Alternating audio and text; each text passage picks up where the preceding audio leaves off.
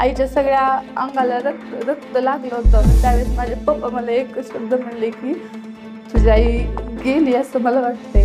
मानसिक स्थिती पूर्ण ढासळली होती। तिथं सगळे आजूबाजूचे माझ्याकडे बघत होते, मी रडत होते। त्यावेळेस पप्पा मला माझ्या गाडीवर बसल्यावर जाताना मला म्हणले, बाळा तू जर नोकरी लागली तर आपलं घर कुठंतरी आयुष्य सुधरल, थोडं फक्त लक्षात ठेवून अभ्यास कर आणि ग्राउंड कर। मी इमॅजिन करत होते की ही वर्दी माझ्या पुढं पळती आणि मला म्हणते प्रतीक्षा पळ की मी तुझ्या मागे म्हणून, म्हणजे मी तिला धरायला पळते असं इमॅजिन करून मी 800 मीटर मारलं होतं पहिल्यांदा।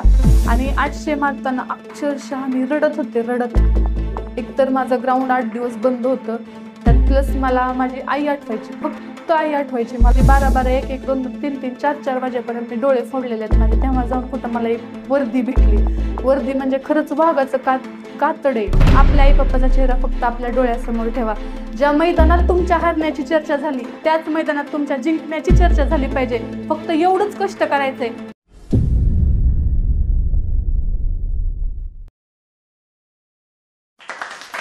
नमस्कार, मी प्रतीक्षा अरविंद पाटील। 2021 मध्ये झालेल्या पोलीस भरतीमध्ये माझी मुंबई CP येथे निवड झाली आहे। तरी मी पांगरी, तालुका बार्शी, जिल्हा सोलापूर इथून आहे। मी पण एक खेडेगावातलीच आहे, तुमच्यामध्येच होते मी पण इथपर्यंत येण्याचा प्रवास हा काही सुखकर नव्हता।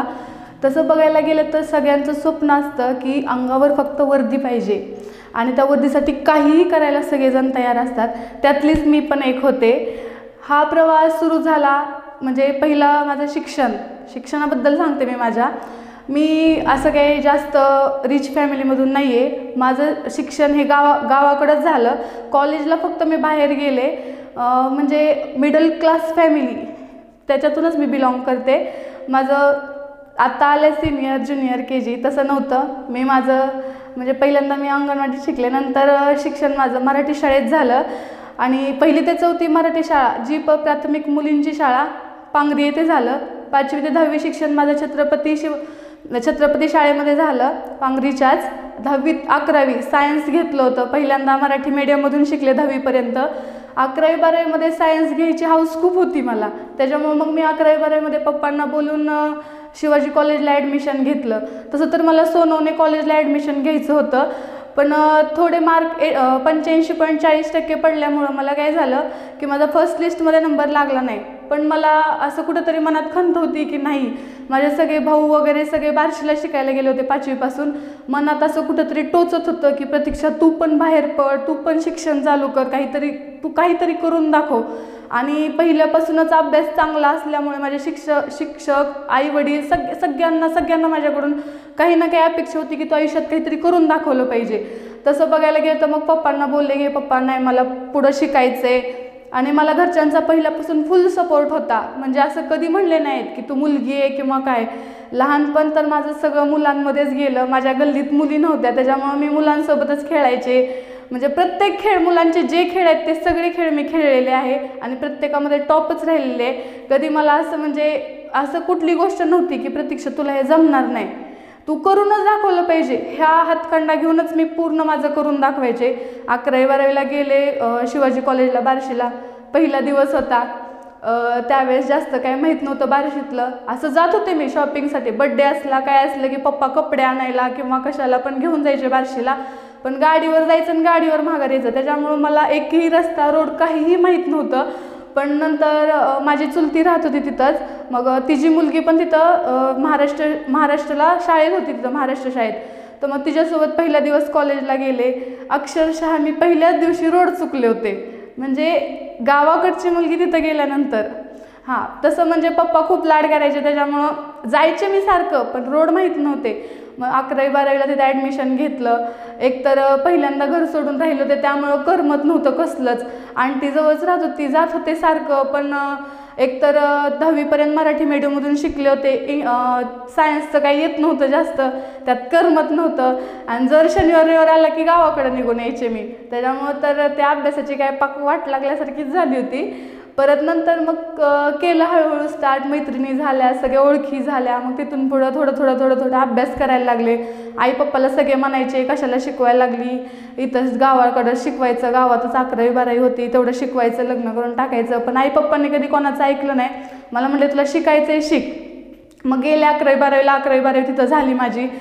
खूप प्रसंग आले आयुष्यात, ते फेस करत करत करत करत 12वी काढली. 12वी झाल्यावर परत पुढचा प्रश्न आला की ग्रॅज्युएशन कुठं करायचं, काय करायचं.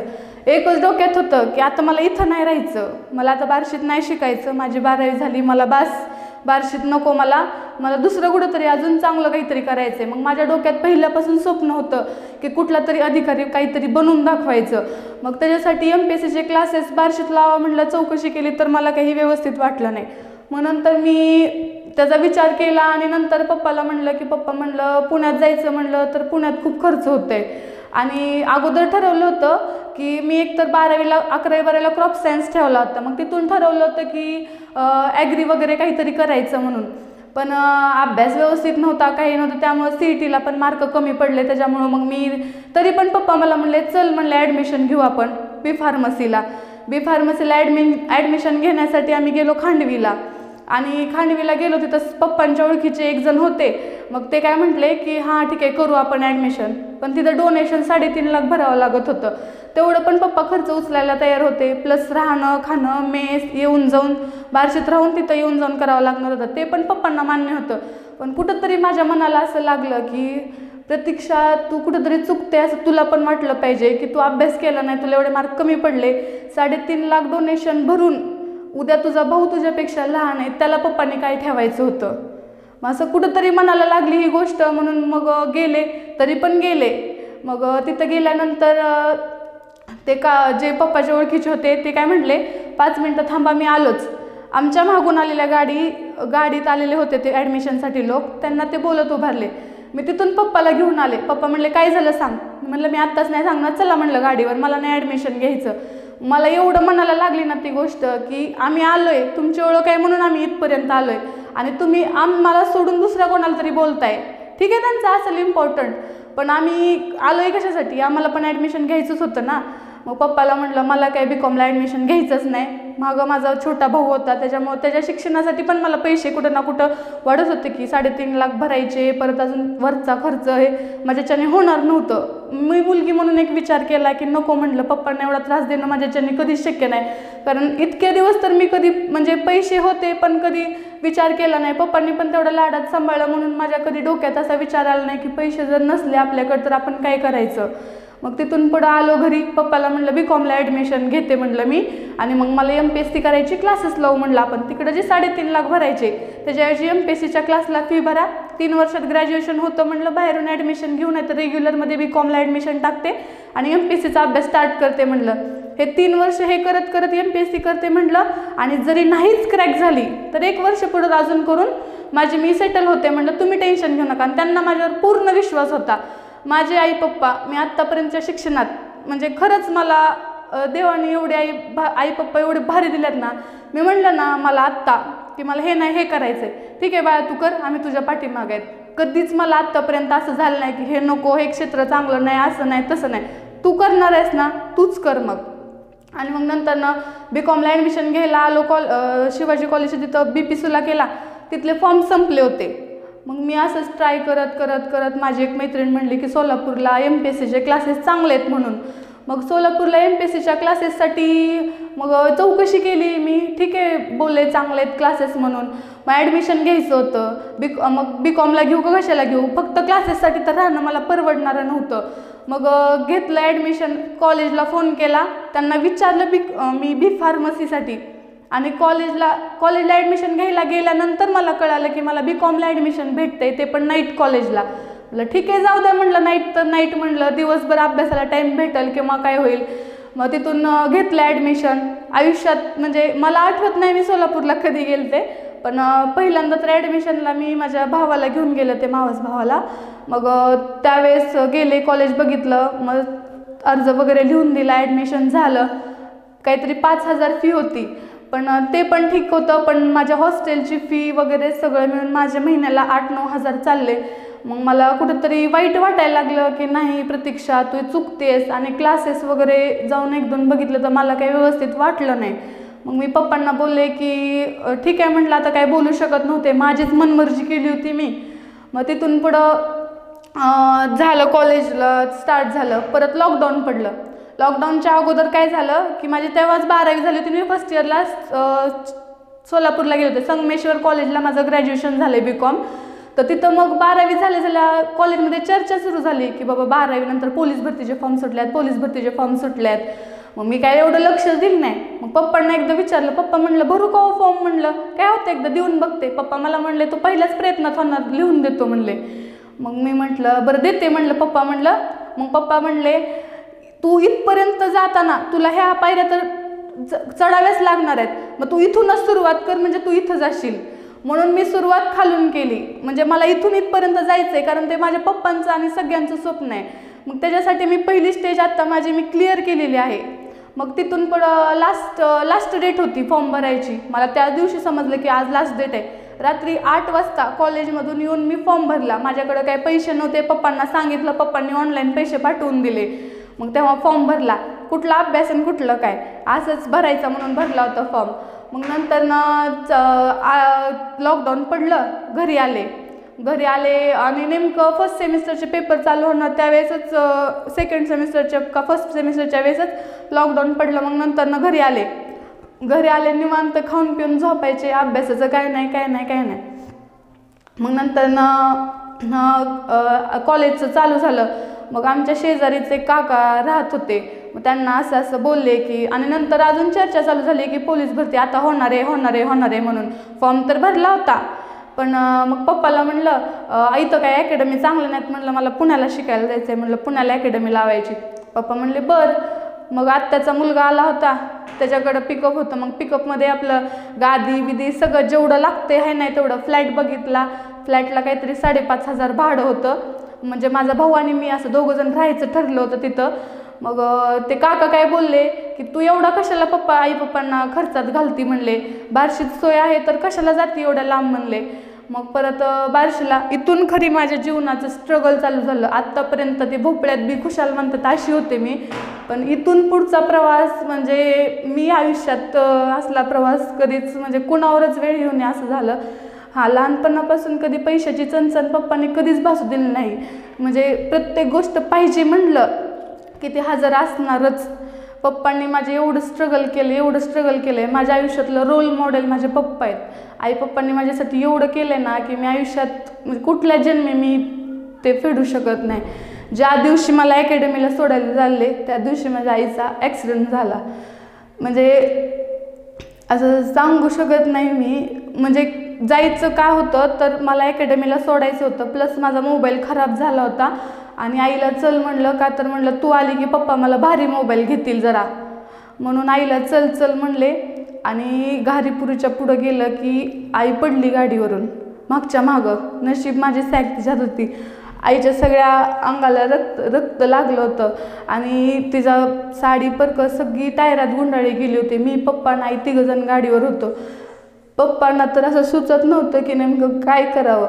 आईला असं पप्पांनी घेतलं होतं आणि मी अक्षरशः इकडं असं सगळ्यांना म्हणत होते की गाडी थांबवा. सगळ्यांनी गाडी थांबवली. नशीब देवाने स्वामी समर्थांची कृपा की माझी आई माझ्याजवळ आज आहे. आणि इतकं बेकार की माझी आई फक्त एवढंच मला आज जरी क्षण आठवला तरी माझ्या अंगावर शहारे येतात. माझे आई आणि पप्पा सगळ्यांसाठीच आपले आई पप्पा आपले सर्वस्व दैवत असतात. तो क्षण म्हणजे माझ्या आयुष्यातला सगळ्यात बेकार क्षण होता. आयुष्यात म्हणजे कधीच कोणावर ही वेळ येऊ नये. ज्या दिवशी मला अकॅडमीला जायचं होतं त्याच दिवशी माझ्या आईचा ॲक्सिडेंट झाला होता. अजून पण तो क्षण आठवला तरी मी कधी मी एक तर त्या क्षणाची कधी आठवणच काढू देत नाही कोणाला, कारण अजून जरी आठवलं तरी मी रडल्याशिवाय राहत नाही. तिला परत गाडीत घालून आम्ही जगदाईबामाला नेलं. आईचं माझं हे हाड तुटलेलं होतं. डॉक्टरनी सांगितलं की त्याला ऑपरेशन करू शकत नाही, काहीच नाही. ज्यावेळेस ती पडली तिच्या कानातून रक्त आलं त्यावेळेस माझे पप्पा मला एक शब्द म्हणले की तुझी आई गेली असं मला वाटतंय.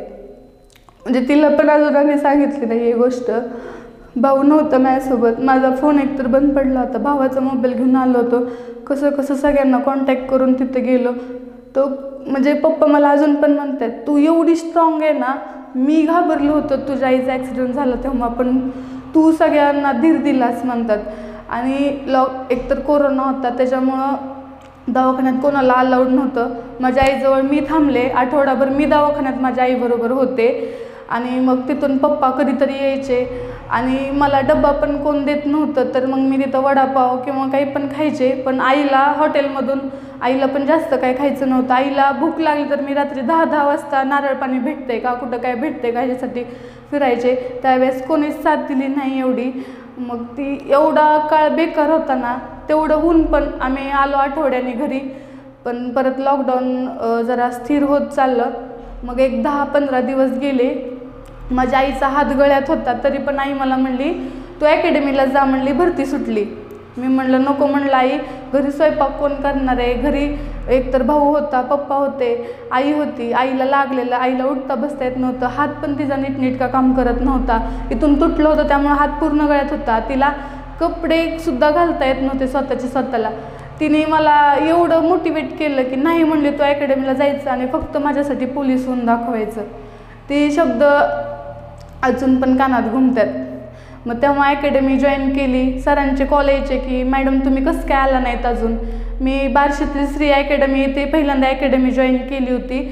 मग शिंदे सरांना मी पहिल्यांदा कॉन्टॅक्ट केला. मग शिंदे सरांना अगोदरच सांगितलं होतं की सर मी येणार आहे म्हणून.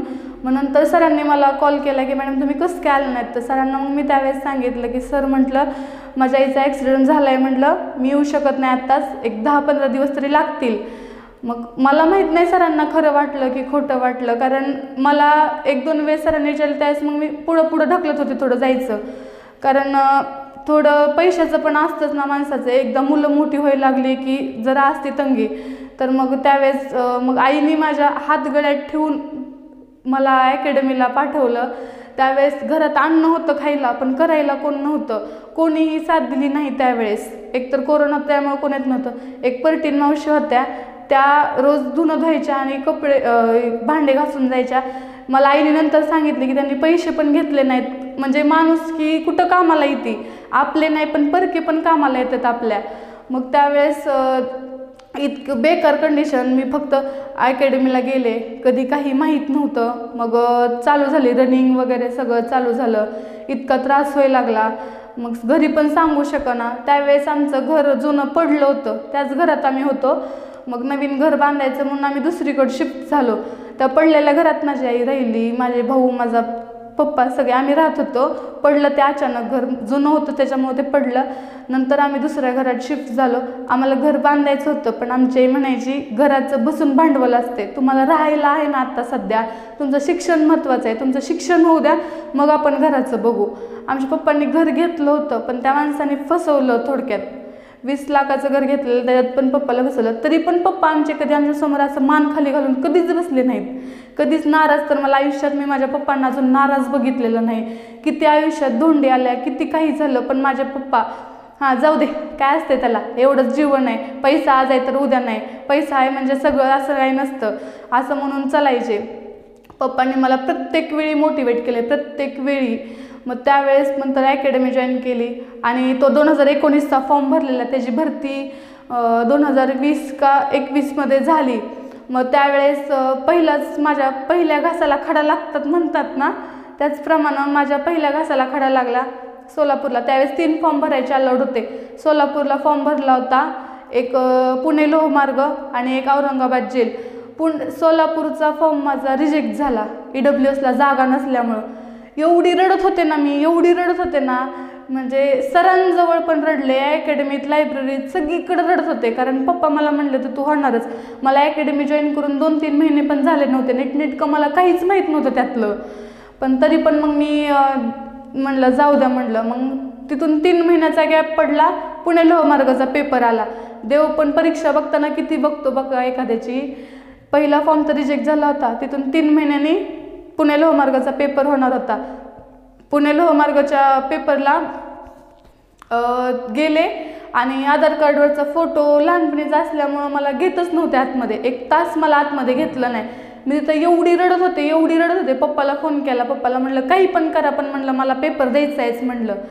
मानसिक स्थिती पूर्ण ढासळली होती. तिथं सगळे आजूबाजूचे माझ्याकडे बघत होते, मी रडत होते मोठ्या. त्यात एक साहेब आले मला म्हणले बाळा काय झालं. म्हणलं सर म्हणलं असं असं झालंय म्हणलं, पण ती व्यक्ती मीच आहे म्हणलं, पुढं काही झालं तर जबाबदार मीच असेल म्हणलं, पण मला पेपर द्यायचा आहे. साहेब ओरडले त्यांना की बाळा त्याला पहिले बिस्लरी आणा म्हणले, तिला पाणी पिऊ देत. मग पाणी प्यायला दिलं, मला बसवलं शांत, साईन मॅच करून बघितली, मॅच झाली, मला पेपरला आतमध्ये सोडलं. पण मी पूर्ण डिस्टर्ब होते, मला पेपरमध्ये मी काय करते मला माहीत नव्हतं. तशीच आले पप्पांना, म्हणलं पप्पा असं असं झालं आहे. पप्पा म्हणले जाऊ दे, म्हणले तू काय म्हातारी झाली काय, म्हणले आत्ताच तू भरती कर, म्हणले अजून मी आहे तुझ्या मागं, म्हणले आणि काही तुझी पहिली भरती नव्हतीच असं समज, म्हणले कारण तुला 2 महिने पण झाले नाही, म्हणले अकॅडमी जॉईन करून किंवा हे करून तू दिलीस, हेच आमच्यासाठी खूप आहे. मग आला जेलचा पेपर औरंगाबादला तर आयुष्यात कधीच गेले नव्हते. मग आईला सारखं म्हणायचे मी, अगं आई म्हणलं औरंगाबादला जायचंय, मला नाही पेपर द्यायचा, म्हणलं इतक्या लांब कोण चाललंय, म्हणलं कोण नाही लागलंय, म्हणलं मला एकतर बस बंद आहेत, म्हणलं सगळं बंद आहे, मी नाही जाणार, म्हणलं. आई मला एकच म्हणायची, फक्त देऊन बघ पेपर, मग नकोच म्हणायचे मी. त्यात काय झालं, मग डेमरवाडीची एक जण मैत्रीण होती, आता ती पिंपरी चिंचवड पोलीस आहे, तिने मला फोन केला आणि मला म्हणली पती तुझा फॉर्म भरलेला आहे का, म्हणले औरंगाबाद जेलला. म्हणलं हा भरलाय. मला म्हणले चल पेपरला. मी म्हणलं नको, म्हणलं मला नको नको नको म्हणत मी ज्या दिवशी पेपरला जायचे त्या दिवशी 6 वाजवले बार्शीतच. परत पप्पाचा आईचा सगळ्यांचा फोन यायला, नाही तू पेपरला जाच म्हणून. तिथून परत मी बार्शीतनं एकतर नंतर मला रूमवर जायला उशीर झाला, तिथून आवरूनही पण एक तर बस बंद होत्या, मी गावाकडे येणार कशी. तिथून मग पप्पांच्या मित्राचा मुलगा होता एक, त्यांनी मला कुसरमपर्यंत आणलं. पप्पाने फोन करून सांगितलं की तिला घेऊन ये कुसरमपर्यंत. रात्री 10-10:30 वाजता तसल्या थंडीचं माझे पप्पा मला कुसरमला न्यायला आले.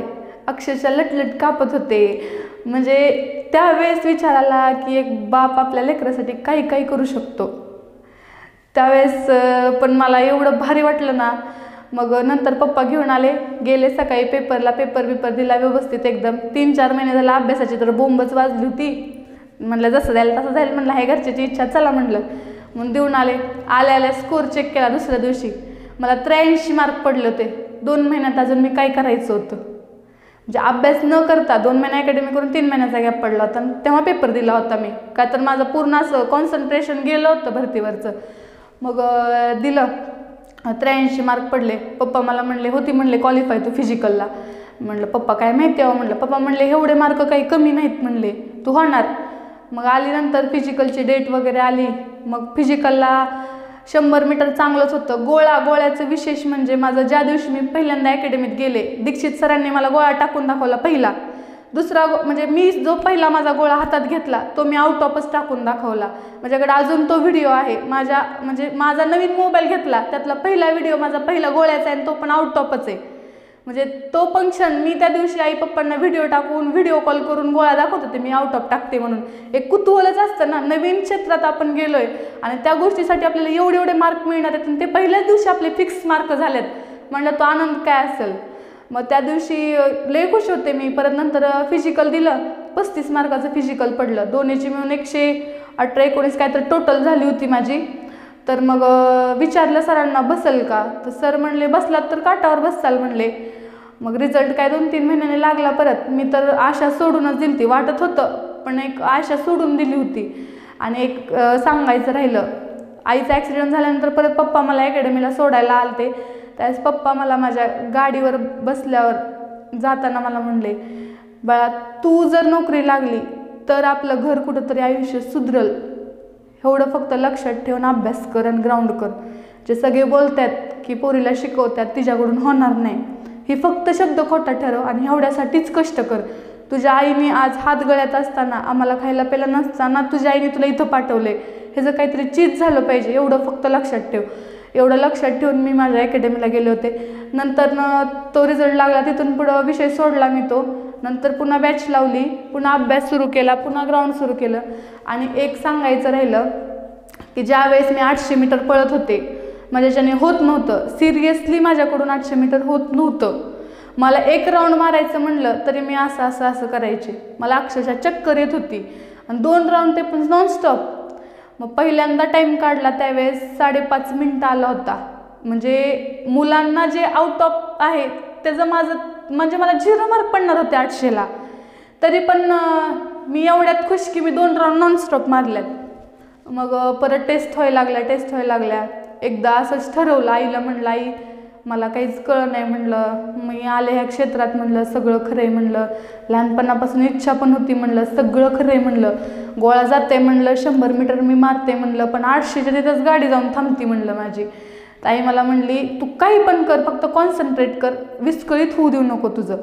मग नंतर मी इमॅजिन करत होते की ही वर्दी माझ्या पुढं पळती आणि मला म्हणते प्रतीक्षा पळ की मी तुझ्या महाग आहे म्हणून, म्हणजे मी तिला धरायला पळते असं इमॅजिन करून मी 800 मीटर मारलं होतं पहिल्यांदा.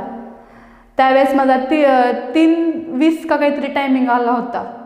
म्हणजे तुम्ही काहीतरी त्याग केल्याशिवाय, काहीतरी इमॅजिन काहीतरी केल्याशिवाय तुम्ही आयुष्यात ते करू शकत नाही गोष्ट.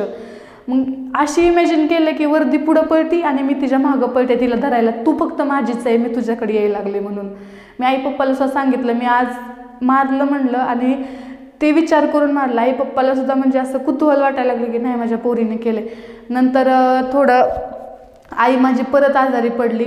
आई त्यावेळेस एवढी आजारी पडली होती की अक्षरशः तिला उठता बसता येत नव्हतं, तिचं सगळं एका जागेवर होतं. म्हणजे तिला अक्षरशः चमच्याने भरवावं लागत होतं. आणि सगळे म्हणायचे की हिची गॅरंटी नाही, हिला कोरोना झाला आहे.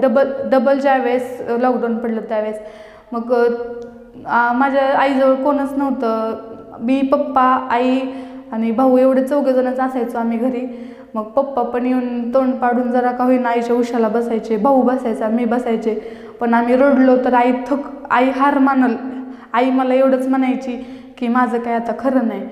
म्हणजे ती गोष्ट विचार करून तर एवढं बेकार वाटायचं ना की आई नाही तर आयुष्यात काहीच नाही. मी माझ्या आईला कधी बोलायला भेटलं तर आई माझ्याबद्दल सांगल कधीतरी. मी आईला एवढं मोटिवेट केलं. आईला फक्त एकच म्हणलं, जी खेळ आहे ना म्हणलं सगळा मनावरचा आहे म्हणलं, तू मनात फक्त आण म्हणलं की नाही ताई मी हे करूच शकते, मी उठून बसूच शकते, मी नीटच होणार आहे. आईनं माझ्या 1 तास 2 तास झालं मी एवढं तिला लेक्चर दिलं, एवढं हॅमर केलं तिच्या डोक्यावर की नाही तू करूच शकते. आई माझी 1-1.5-2 तासांनी उठून बसली अक्षरशः. त्याच्यासारखा आनंद मला कधी झाला नाही. मग त्यावेळेस उठून बसली आणि माझ्या आईला मी काम केलेलं बघवत नाही. म्हणजे तिला असं वाटतं की तिला त्रास होऊ नये मला कसलाच. मला स्वयंपाक नीटनेटका येत नव्हता पहिलं. मला सगळे म्हणायचे की काहीच येत नाही. आज जे म्हणतात ते मला फोन करून विचारतात, हे कसं करायचं ते कसं करायचं तेवढं सांग ना. पण आईने माझ्या लय केलंय माझ्यासाठी, पप्पांनी, भावाने पण लय सपोर्ट केला. कधीच मला कुठल्या गोष्टीसाठी दुखावलं नाही. आजपर्यंत मी घरच्यांकडून एकदा पण दुखावली गेलेली नाही. तिथून पुढचा प्रवास चालू झाला. परत अकॅडमीची बॅच जॉईन केली, फिजिकल करायला लागले.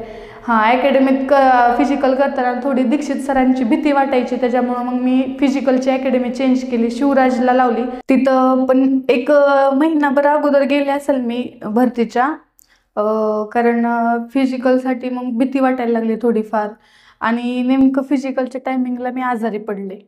म्हणजे एवढा विकनेस आला होता मला अक्षरशः, म्हणजे अशी पूर्ण चक्कर यायची, मला समोरचं काही दिसत नव्हतं. मी ॲडमिट होते. मग सरांना जाऊन भेटले. सर म्हणलं असं प्रॉब्लेम झालाय म्हणलं. सर मला म्हणले काहीच काळजी करू नको म्हणले, होतंय म्हणले व्यवस्थित सगळं. मग तिथून माझ्याकडे राहिले असतील 1 आठवडा राहिला असेल, पण त्यात पण मी पळायला गेले. आणि सांगायचं म्हणजे की सगळ्यांना वाटत होतं ही भरती कशी होईल, काय होईल किंवा काय.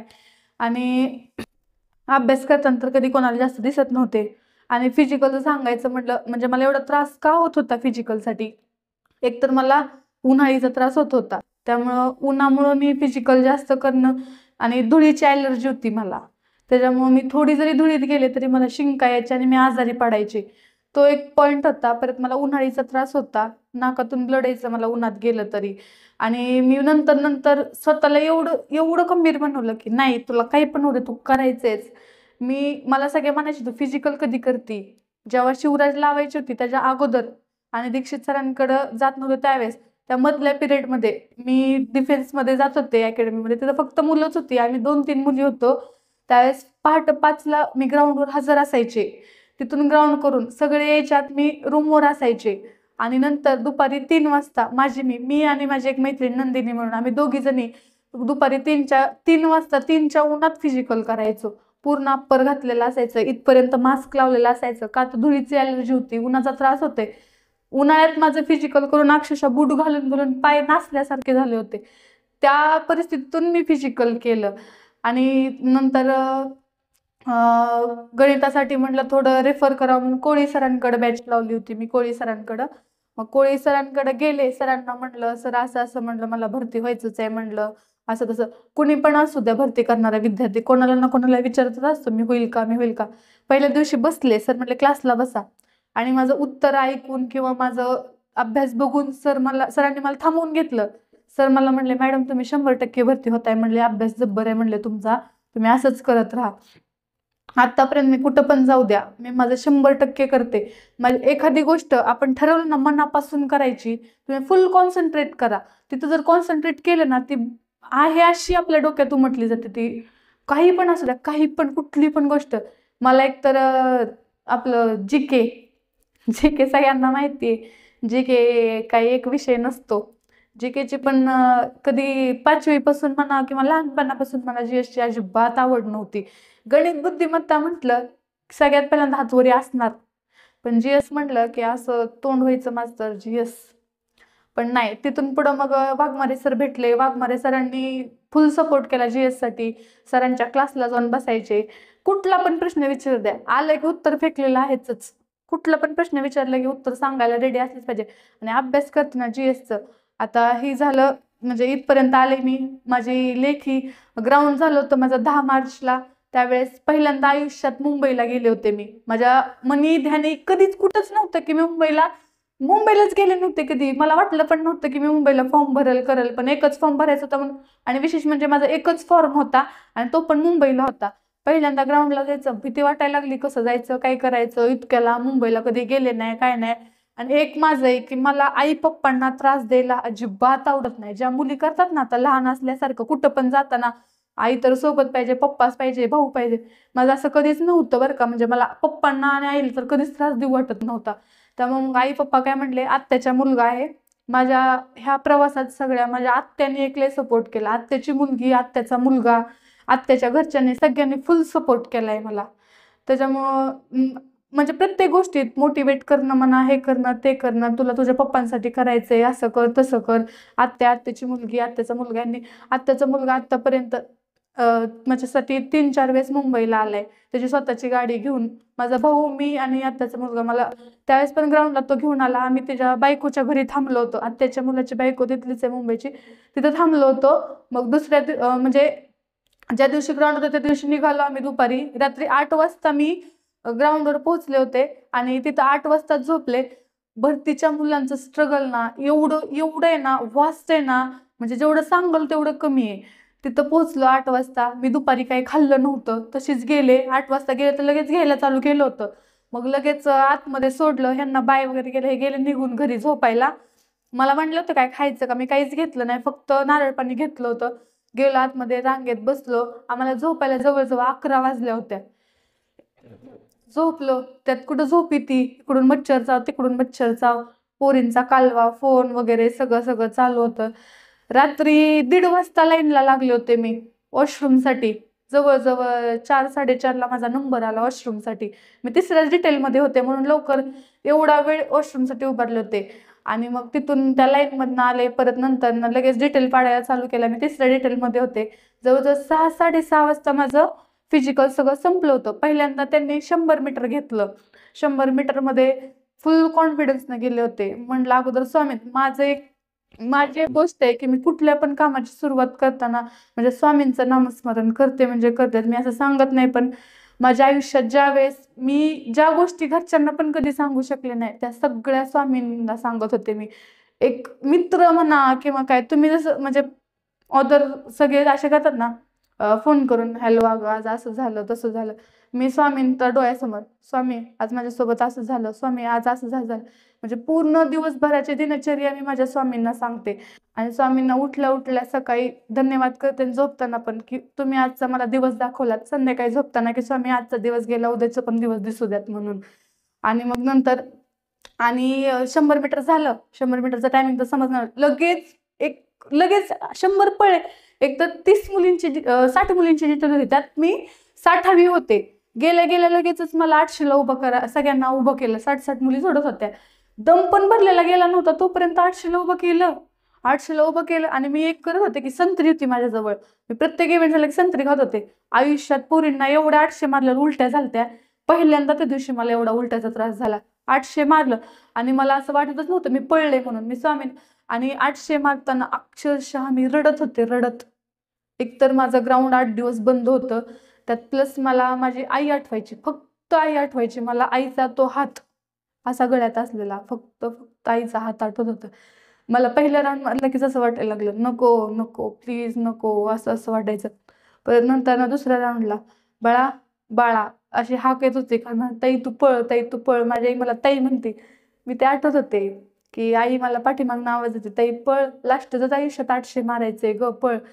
तिसऱ्या राऊंडला तर मी अक्षरशः चौथ्या राऊंडला माझे डोळे झाकले होते. चौथा राऊंड अक्षरशः एवढं ना, एवढं मला भरून आलतं की नाही, आयुष्यातलं लास्टच 800 मारायचंय तुला, लास्टच 800 मारायचंय. इथून पुढे तुला कोणी पैसे दिले तरी तू 800 मारणार नाहीस, फक्त एवढंच 800 मार, एवढंच डोक्यात होतं. फक्त आई आठवत होती, फक्त आई. आईचा हात हात जो गळ्यात होता माझ्या आईचा, तिने माझ्यासाठी काय काय केले, माझ्या पप्पांनी माझ्या भावानी माझ्यासाठी काय काय त्याग केलाय, सगळं सगळं आठवत होते. नाही ते आठवत आठवत मी 800 कसं कसं मारलंय माझ्या माझ्या जीवाला माहित आहे. तिथून पुढं झालं की लगे गोळ्याला नेलं, गोळ्याला थोडं रिलॅक्स दिलं. पहिला श्वास घेतला, स्टँडिंग पोझिशनमध्ये गोळा फेकला, 7.5 मीटर गोळा फेकला मी. तर सगळे उभारणाऱ्यांनी टाळ्या वाजवल्या, म्हणले असं फेकायला पाहिजे गोळा म्हणून. तिथून पुढं मग घरी रूम इकडं आले, बार्शीला आले. नंतर तिथं फिरलो वगैरे थोडं. मग इकडं बार्शीला आले मी, आणि तेवढ्यात माझी SSC GDची एक्झाम दिली होती मी रिटर्न. त्यात मी क्वालिफाय झाले होते, माझं ग्राउंड होतं. मी एवढं नको नको म्हणत होते, आत्याची मुलगी काय ऐकनाच. मला म्हणली, नाही म्हणली, लोकांना चान्स भेटत नाही, तुला भेटलाय तर त्याचं सोनं कर, इकडं होऊ नाही तर नाही हो म्हणली, इकडं तर झालंच पाहिजे म्हणली तुझं. मग हे केलं, आपलं GDचं ग्राउंड दिलं आपलं, तिथं पण क्वालिफाय झाले. म्हणजे इकडं पोलीस तर झाले, पण GD मध्ये पण सिलेक्शन झालं होतं. पण हे पोलीसचा रिझल्ट लागल्यानंतर GDचा रिझल्ट लागला वाटतं, मग त्यामुळे मी तिकडे जास्त लक्षच दिलं नाही. आणि लेखी माझी झाली 7 मेला. आणि त्या दोन्हीची टोटल म्हणजे ज्या दिवशी लेखी झाली त्या दिवशी मी ट्रेननी गेले होते मैत्रिणींसोबत. आत्याच्या मुलाला काहीतरी काम होतं म्हणून मैत्रिणींसोबत गेले होते लेखीला. आणि लेखीला जाताना म्हणजे येताना सगळ्यांचे टोटल बघत होते. पेपर एवढा हे झालता ना, मी पेपरला जाताना पण स्वामी स्वामी स्वामी एवढंच माझ्या तोंडात होतं, स्वामी स्वामी स्वामी. आणि मग पेपरला जाताना म्हणजे एक चमत्कार म्हणा किंवा काही म्हणा, मला स्वामींचं फायनली मंदिर दिसलंच. माझी इच्छा होती की पेपरला जायच्यावर मला स्वामींच्या पाया पडायचे. तिथे एक म्हणजे चाफ्याचं का कशाचं तरी फुल होतं, ते फुल घेऊन मी रिटर्नच्या पेपरला गेले. तिथं मला सरांनी पण विचारले फुल कशाचं आहे. मी म्हणलं सर मला येता येता स्वामींचं मंदिर दिसलं, मी तिथं पाया पडले आणि ते फुल घेऊन आले म्हणलं. ते फुल अजून माझ्याकडे आहे. आणि मग तिथून येताना सगळ्यांची चर्चा चालू झाली ट्रेनमध्ये की बाबा तुझी किती टोटल होती, तुझी किती टोटल होती.